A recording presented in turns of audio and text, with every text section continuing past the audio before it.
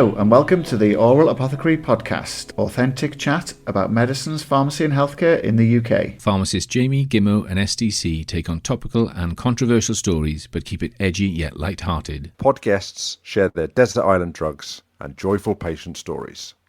Welcome to the Oral Apothecary Podcast. My name is Jamie Hayes. Coming up in today's episode, we're joined by Steve Webber. Steve is an award-winning clinical negligence lawyer. We will welcome Steve in a moment as he shares his desert island drug, his career anthem, and recommends a book for the Oral Apothecary Library. Our micro-discussion this episode has a slight legal feel to it too, with this week's article looking at the role and response to the coroner's PFDs, preventing future deaths. In particular, we take a look at the coroner's court and the response to two tragic deaths involving tramadol. Perhaps not as positive and pacey as normal, I realise, but that's what you get when you invite a clinical negligence lawyer into the conversation. First, let me welcome my two fellow apothecaries. STC is in Bournemouth and Gimmo is in Cardiff. Welcome both. What have you been up to? Evening. Not much for me this week. Settling into a new job, and it's sort of that early January sort of quiet period when nothing's going on. I've got a book to recommend. I think you've read this, Jamie, by no surprise. It's 4,000 Weeks by Oliver Burkeman. You read it? I have read it, and that was in my recommendation for today as well. Was it? Okay, am I going to steal your thunder? No, go for it. Well, I got it because I'm 50 this year, and I thought, it's hard to believe, I know, I thought it's called 4,000 Weeks because that's how many weeks the average person has in their life, and so I thought it was going to be a book about how you can cram as much as you can into your life as possible, and it's the exact opposite. It's about how to sort of slow down and stop worrying about trying to achieve too much. And he calls it embracing your finitude, sort of recognising that you're never going to be perfect and you're never going to do everything. And once you sort of accept that, you actually can relax a bit more. So it's a bit more philosophical than I was accepting. And it sounds a bit, I don't know, zen-y or hippie, but it's really well written and it's really good. And it is the sort of book that really does change how you think. So if anyone's like me and turning 50 and starting to think about stuff, then have a read of this. It's been quite good. I picked it up and read it in 3 sit-ins. It was compelling. STC, what have you been up to? Do you have a job? You read it in 3 sittings? I embraced my 4,000 weeks a long time ago. Well, I wasn't going to mention this, but I'm going to dovetail now beautifully to what you've just been talking about there then, Gimmo, because it's not just thrown together.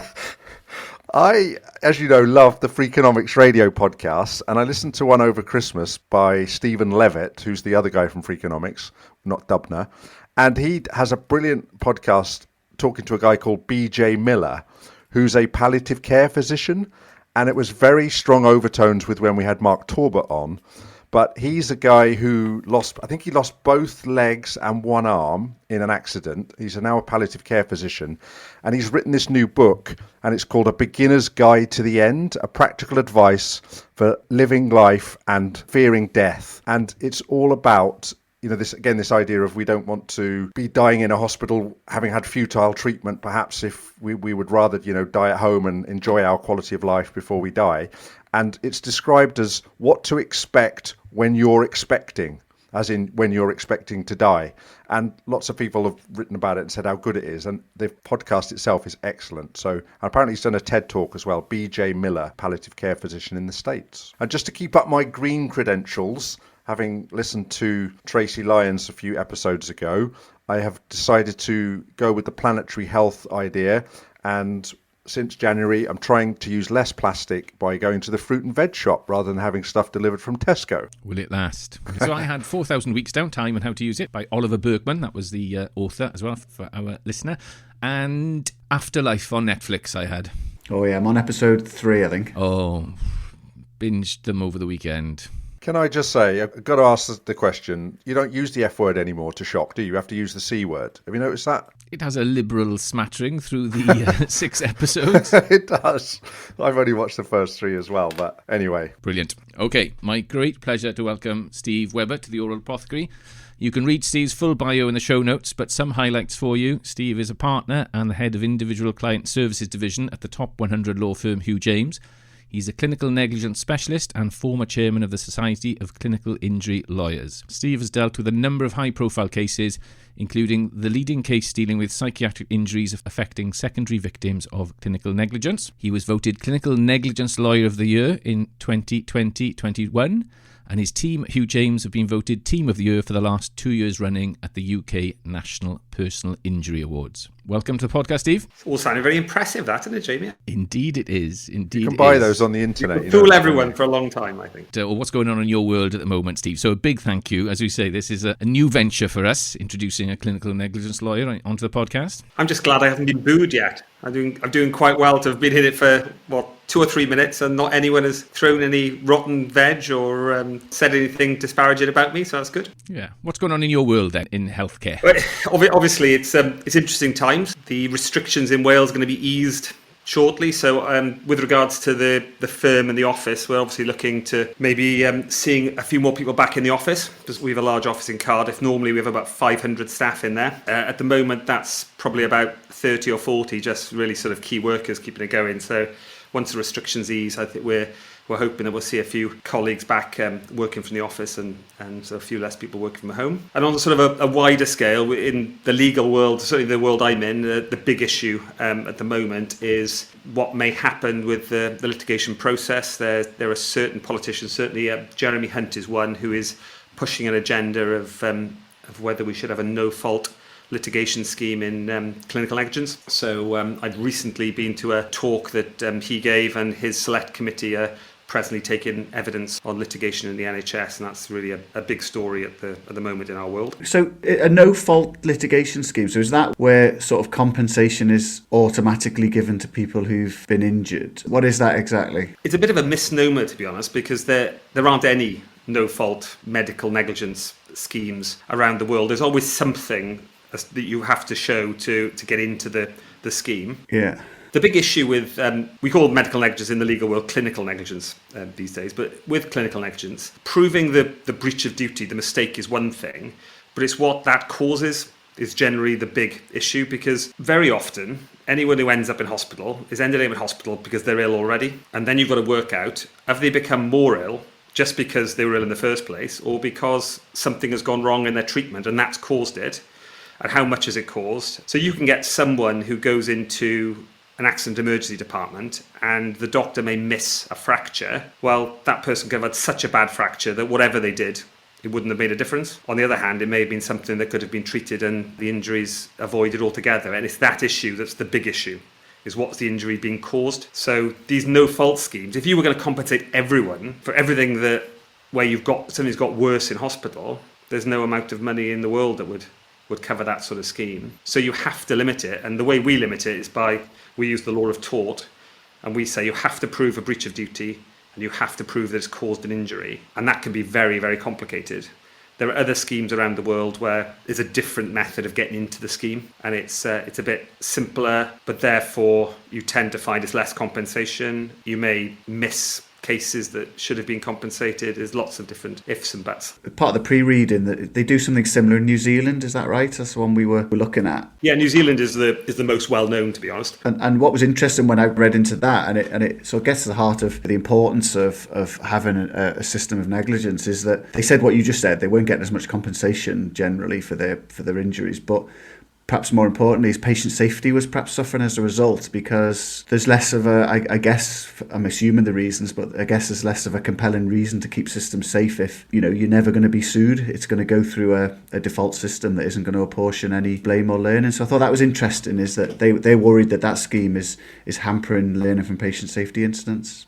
I may be wrong in how I read it, but that's how I read it. I think that's something, like there's different points of view from either side. Some people think if it's no fault, then people will be more open and more willing to learn. And I'm not so sure. The way that the law works in the UK, breach of duty is really very difficult to show. It's treatment that's so poor that no responsible or reasonable doctor would say it's okay.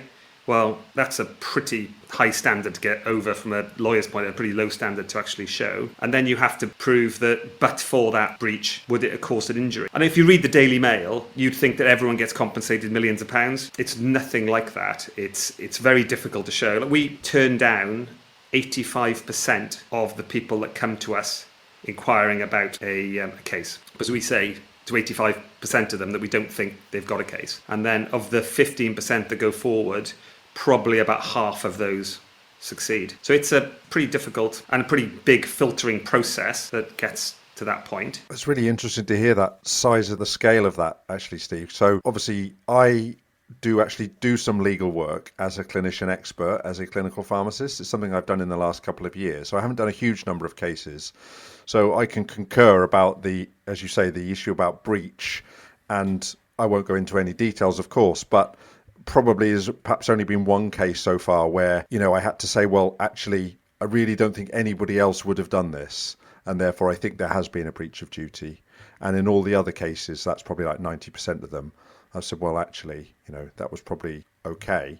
And I know some harm came, but actually other people would have done it like that. And I suppose the thing I would say most when as I've got more and more into this, and any clinicians listening, people tell you all the time, don't they, that if it wasn't documented, it wasn't done. And when you're young and carefree, you don't really take that advice. But boy, oh boy, is that true. So the two things I wrote down when I was thinking about this today, about what would I summarize from my experience so far as working as a clinician expert on these, is that good documentation is absolutely critical. And we discussed it on a previous podcast about uncertainty around antibiotics, around even documenting that you weren't sure, so you discussed it with somebody else where you knew it was outside your normal clinical competence. And that's probably the clearest thing that I would say in all the cases I've worked on so far. I lecture on risk management in the medical setting, and the number one issue I say to medical practitioners as to avoid litigation, not even whether to successfully defend litigation, just to avoid it, is to put proper notes in the medical records. If you put down, this was a difficult decision, I discussed it with a colleague, put the name of the colleague down, these are the things we thought about, and this was a decision we made, it is incredibly difficult to think that's not a justifiable decision, because you have to show that no responsible doctor would have done it when you've got two there already who've already discussed it, considered it, and put down. Like we all know, it's difficult, isn't it? You're a busy practitioner and everything else. And that is the best way. And most claims, it isn't generally an error. It's not an individual mistake. It is a system failing, that the system may have stopped human error, but it's generally the system breaks down. If the system was there, the human error would have been picked up, or the system has failed and the system has caused the problem. They failed to send a follow-up letter. There's problems on handover at the end of a shift. All of that sort of stuff. The medical records are really, really, really important. Steve, we've had a few conversations in the pub over the last few years. Remind me of the horse racing description that you shared with me one evening, which I quite enjoyed, as how to... This is all my lectures coming out on a podcast now. But no, I'd say when I lecture and I talk about the process, I describe it a bit like a horse race, because there's the law of tort means you have to prove three things to succeed with a claim. You prove, number one is the breach of duty of care. That is that you've made a mistake, you made an error. Then the second one is what has that error caused? And then the third one is what is the financial value of the injury? How can we compensate someone to the financial value? How can we put them back in the position they'd have been in but for that mistake? And you can't get over breach of duty and then fall at the hurdle of causation, what's it caused, and succeed. So you can prove an error, but if it hasn't caused an injury, there's no claim. So where people say, oh, that person's been negligent, they may actually mean that person's been in breach of duty, and then you still have to prove it's caused an injury. The best example to show it clearly is in a road traffic situation. If you drive through a red light and don't hit anyone, you're in breach of duty to other road users for driving through a red light. You shouldn't have done that. But you don't hit anyone, so you don't cause an injury. If you drive through a red light and touch a car, but don't cause any damage, there's still no claim. But if you run through the red light, smash into a car, and you cause an injury, then that's the claim. And then if you happen to drive through and hit a very cheap car with someone who's driving in it who's unemployed, you may not cause a great deal of financial damage. But on the other hand, if you drive through and hit Harry Kane's Aston Martin and he can't play for Tottenham for 2 years, then it could cost £20 million.